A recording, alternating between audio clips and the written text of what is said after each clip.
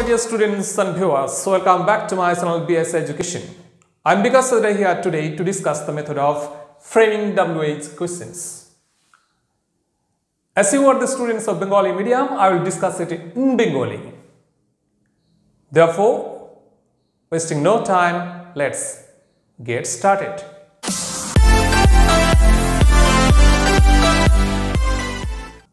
आज के तुम्हारे टॉपिकটা আমি ইতিমধ্যে বললাম যে কিসের উপরে framing WH questions WH questions কিভাবে তোমাদের ফ্রেম করতে হবে সেটা নিয়ে কোশ্চেন্স সেটা নিয়ে আজকে হচ্ছে এই টপিকটা তো এই প্রসঙ্গে আমি তোমাদের অবশ্যই বলবো যে WH কোশ্চেন্সগুলো কি কোশ্চেন্স মানে আমি যখন কোনো প্রশ্ন করি সেটাকে বলা হয় কোশ্চেন্স যেমন হচ্ছে তুমি কি খাও কোথায় যাও তুমি কি ভাত খাও দেখো এখানে যে আমি তিনটা বাক্য বললাম এই তিনটা ইন্টারোগেটিভ সেন্টেন্সের মধ্যে কিন্তু আমি যেটা লাস্টে বললাম তুমি কি ভাত খাও নাকি একটা সেন্টেন্সে বললাম ওই সেন্টেন্সটাতে দেখো একটা আলাদা সেন্স রয়েছে আর বাকি দুটোর ক্ষেত্রে একটু আলাদা ধরনের সেন্স রয়েছে এই যে সেন্সের যে ডিফারেন্স এই জন্যে ইন্টারোগেটিভ সেন্টেন্সগুলোকে দুভাগে ভাগ করা যায় সে দুটো ভাগ কি কি একটা হচ্ছে yes or no interrogative sentence আর একটা হচ্ছে WH ইন্টারোগেটিভ সেন্টেন্স বা WH questions yes or no interrogative sentence কোনগুলো যে সেন্টেন্সের উত্তর হ্যাঁ কিংবা নাতে আসবে কিরকম ধরনের হবে তুমি কি ভাত খাও ডু ইট রাইস তখন আমার উত্তরে কি হবে আমি বলবো ইয়েস আই ইট রাইস আমি যদি খাই আমি বলবো no I don't eat rice আমি খাই না বলি কিন্তু আমি যদি বলি হোয়াট ডু ইউ ইট তুমি কি খাও তখন আমার উত্তরটা কি আসবে তখন কি আমি বলবো ইয়েস অথবা নো না তখন কিন্তু ইয়েস ও নো হবে না তখন যে উত্তরটা হবে তুমি যেটা খাও সেটাই তুমি বলবে অর্থাৎ ইয়েস অর নো এটা বাদ দিয়ে একটা আলাদা ইনফরমেশন দিতে হবে তোমাকে যেমন কি হোয়াট ডু ইট তুমি কি খাও আই ইট রাইস আমি ভাত খাই তাহলে যখন এই জাতীয় উত্তরগুলো আসবে অর্থাৎ একটা উত্তর আসবে সে উত্তরটা কিন্তু ইয়েস ও নো এই জাতীয় নয় তখন সেটাকে বলা হবে WH কোশ্চেন্স তো এই WH কোশ্চেন্সগুলো করবার আগে বা আমি ফ্রেমিং করার আগে আমাদের WH যে সমস্ত ওয়ার্ডসগুলো আছে সে WH ওয়ার্ডসগুলো সম্পর্কে একটা ধারণা থাকার প্রয়োজন আছে যেমন কোনগুলো WH ওয়ার্ডস হু একটা WH ওয়ার্ডস হু মানে কে বা কারা হুস এটা একটা WH ওয়ার্ড মানে কার হুম এ একটা WH ওয়ার্ড হুম মানে হচ্ছে কাকে হোয়ার মানে কোথায় হোয়েন মানে কখন হুইচ মানে কোনটা এগুলো সবই হচ্ছে WH ওয়ার্ডস এই WH ওয়ার্ডসগুলোর সঙ্গে হাউ বলে একটা শব্দ রয়েছে এটাই কিন্তু WH এই যে ওয়ার্ডস এই WH ওয়ার্ডসের মধ্যে ফেলা হয় কারণ কি হাউ দিয়েও প্রশ্ন করলে যে ওয়ার্ডসগুলো WH ওয়ার্ডস দিয়ে প্রশ্ন করলে ওই জাতীয় উত্তর আসছে হাউ দিয়ে প্রশ্ন করলে দেখো ওই জাতীয় উত্তরটা আসবে হাউ আর ইউ তুমি কেমন আছো তখন কি বলবো আমি হ্যাঁ আমি ভালো আছি হ্যাঁ আমি আছি কিংবা না আমি নেই এই জাতীয় নিশ্চয়ই উত্তর হবে না তুমি কেমন আছো বলে হ্যাঁ আমি ভালো আছি এই যে ভালো ওয়েল এই কথাটা আমার উত্তর হিসেবে আসছে তার জন্য এইটাকেও হাউটাকেও WH এর মধ্যেই ফেলা হচ্ছে এখন যে সমস্ত ওয়ার্ডসগুলো WH ওয়ার্ডস সেগুলো আমি তোমাদের এই ভিডিওতে দিয়ে দেবো সেটার জন্য হচ্ছে তো এই WH কোশ্চেন্সগুলো কিভাবে ফ্রেম করবে তাহলে এই WH কোশ্চেন্সগুলো ফ্রেম করবার জন্যে আমি তোমাদের কাছে 5টা তোমাদের মেথড তোমাদের দেখাবো যে 5টা মেথডে মোটামুটিভাবে তোমরা ফ্রেমিং WH কোশ্চেন যেগুলো রয়েছে WH কোশ্চেনগুলোকে ফ্রেম করে দিতে পারবে তাহলে শুরু করা যাক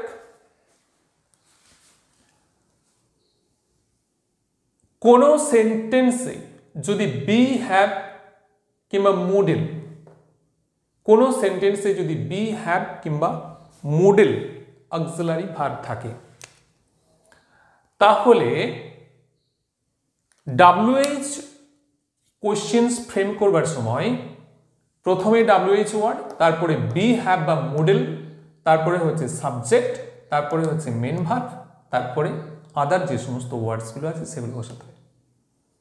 ঠিক আছে? সেন্টেন্স বলতে আমি এখানে বোঝাতে চাইছি যে স্টেটমেন্টটা দেওয়া থাকবে, সেই স্টেটমেন্টের মধ্যে একটা স্টেটমেন্ট অবশ্যই দেওয়া থাকবে, সেই স্টেটমেন্টের মধ্যে যদি বি হ্যাভ কিংবা মডেল থাকে। বিভাগ কোনগুলো? বিভাগ am, is, are, was, were. Have ভাব কোনগুলো? Have, has, had. মডেল কোনগুলো? Shall, should, will, would, can, could, may, might ইত্যাদি অনেকগুলো আছে। তো এগুলো হচ্ছে এই যে স্টেটমেন্টের মধ্যে যদি এই সমস্ত বি হ্যাভ কিংবা মডেল থাকে, তাহলে WH কোশ্চেন করবার যে নিয়মটা, সেই নিয়মটা হচ্ছে প্রথমে WH ওয়ার্ড, তারপরে বি হ্যাভ বা মডেল, তারপরে হচ্ছে সাবজেক্ট, তারপরে মেন ভার্ব, তারপরে আদার ওয়ার্ডস। এখানে আমি একটা এক্সাম্পল দিয়েছি, দেখো। হি ইজ সিটিং রাইস, সে ভাত খাচ্ছে। এটা স্টেটমেন্ট। এখানে মানে হোয়াট, হোয়াট দিয়ে এটা করতে হবে। হোয়াট মানে কি? হোয়াট মানে কি? সে কি খাচ্ছে। তাহলে হোয়াট ইজ হি ইটিং, কারণ আমি স্ট্রাকচারটা কি দিয়েছিলাম, প্রথমে WH ওয়ার্ড, তার মানে হোয়াট, তারপরে বি হ্যাভ বা মডেলের মধ্যে যে কোনো একটা। তাহলে এখানে বি হ্যাভ বা মডেলের মধ্যে একটা মানে ইজটা আছে, তারপরে মাঝখানে বলেছিলাম সাবজেক্ট, আচ্ছা সাবজেক্ট দিয়ে দিয়েছি, তারপরে ডান দিকে বলেছি মেন ভার্ব, মেন ভার্ব দিয়েছি। এখানে আদার কোনো ওয়ার্ডস নেই, তার জন্য এগুলো বসানো হয়। ঠিক আছে? আমি আর একটা দ্বিতীয় একটা এক্সাম্পল দিয়েছি, সেই এক্সাম্পলটা হচ্ছে কি, Ram has ড্রন a picture in his school. Ram তার স্কুলে একটা ছবি এঁকেছে। এটা হোয়ার, কোথায় রাম একটা ছবি এঁকেছে? উত্তরটা আসবে হোয়ার। তার মানে where has Ram ড্রন a picture. Where has Ram ড্রন a picture, কোথায় রাম একটা ছবি এঁকেছে। ঠিক আছে? প্রথমে WH ওয়ার্ড, তারপরে এটা হ্যাভ ভাব ছিল, হ্যাজটা, তারপরে হচ্ছে সাবজেক্টটা রাম, তারপরে ড্রনটা main verb, other words a picture, এটা অবজেক্ট হিসেবে রয়েছে, সুতরাং ওটা আমি লিখে নিয়েছি। আমি 3 নম্বর আর একটা এক্সাম্পল দিয়েছি, সেটা হচ্ছে she will go to New Delhi by a plane. সে প্লেনে করে নিউ দিল্লি যাবে। হাউ, হাউ মানে কিভাবে। আচ্ছা, হাউ এটা একটা মোডে রয়েছে, সুতরাং উইলটা আমি আগে নিয়েছি। এরপরে হচ্ছে সাবজেক্ট রয়েছে, সাবজেক্টটা হচ্ছে সি, সুতরাং সিটা নিয়ে নিয়েছি। এরপরে গোটা মানে মেন ভাবটা গো নিলাম, তারপরে টু নিউ দিল্লি মানে বাকি আদার ওয়ার্ডস রয়েছে, সুতরাং ওই অংশটা নিয়ে নিয়েছি। ঠিক আছে? আশা করি বুঝতে কোনো কষ্ট নেই। প্রসঙ্গক্রমে একটা কথা আমি অবশ্যই বলবো, যেটা উত্তরে আসবে সেটা কিন্তু প্রশ্নে আসবে না, কারণ প্রশ্নে কি করে উত্তরটা আসবে? স্টেটমেন্টটার থেকে একটা উত্তর আসবে, সেটা কিন্তু প্রশ্নের মধ্যে আসবে না সবের ক্ষেত্রে। আমার যে 2 নম্বর যে মেথডটা আছে, সেই 2 নম্বর মেথডে কি, কোনো স্টেটমেন্টে যদি শুধু মেন ভার্ব থাকে, শুধু মেন ভার্ব, অন্য কোনো ভার্ব থাকা চলবে না, সেটার ক্ষেত্রে আমার যে স্ট্রাকচারটা হবে সেটা কি হবে, প্রথমে WH ওয়ার্ড, তারপরে ডু, ডাস কিংবা ডির একটা ফর্ম নিতে হবে, তারপরে সাবজেক্ট নিতে হবে, তারপরে মেন ভার্ব নিতে হবে, তারপরে আদার ওয়ার্ডস। এ প্রসঙ্গে অবশ্যই আমি একটা কথা বলবো, এক্ষেত্রে নেগেটিভ করবার সময় আপনি দেখবে স্টেটমেন্টের মধ্যে ডু ভাব আসবেই। নেগেটিভ করবার সময় ডু ভাবটা যখন আসবে, সে ডু ভাবটা কিন্তু অবশ্যই এখানে নিয়ে নেবে। তাহলে প্রথমে WH ওয়ার্ড, তারপরে ডু, ডাস কিংবা ডিডের মধ্যে যে কোনো একটা, তারপরে হচ্ছে সাবজেক্ট, তারপরে মেন ভাব, তারপরে আদার ওয়ার্ডস। আমি এখানে দুটো এক্সাম্পল দিয়েছি। একটা হচ্ছে he knows the girl well, সে মেয়েটাকে খুব ভালোভাবে জানে। He knows the girl well, সে মেয়েটাকে খুব ভালোভাবে জানে। এটা হাউ মানে কিভাবে জানে।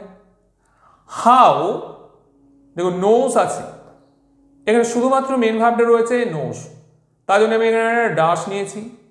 হি নো, এই জায়গাটা কিন্তু লক্ষ্য রাখতে হবে, এটা কিন্তু ফার্স্ট ফর্মটা, এটা কিন্তু সেকেন্ড ফর্মটা কিংবা থার্ড ফর্মটা নয়, এটা ফার্স্ট ফর্ম।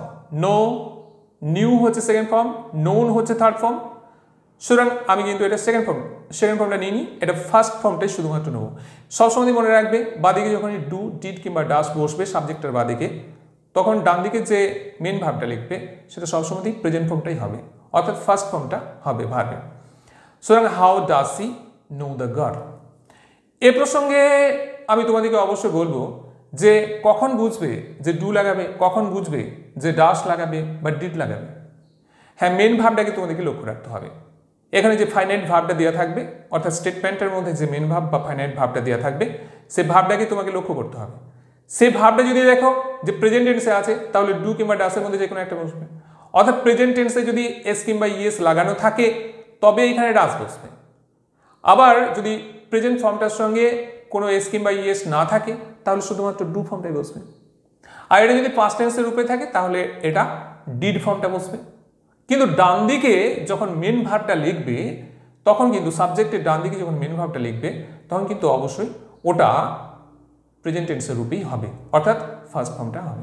ঠিক আছে, তাহলে how does he know the girl, he knows the girl well ছিল এটা। Riya came at 4 PM। Riya এসেছিল, এটা দেখো পাস্ট টেন্সের রূপে রয়েছে, অর্থাৎ এখানে ভার্বের কামের যে সেকেন্ড ফর্মটা সেটা রয়েছে কি কেম। তাহলে রিয়া কেম অ্যাট 4 PM, তার মানে হোয়েন ডিড, এটা যেহেতু পাস্ট টেন্সের রূপে ছিল তাই জন্য ডিড লিখলাম, রিয়া কাম। এই যে প্রথমে WH ওয়ার্ড, তারপর ডু ভার্বটা, তারপরে সাবজেক্ট, তারপরে হচ্ছে মেন ভার্বটা।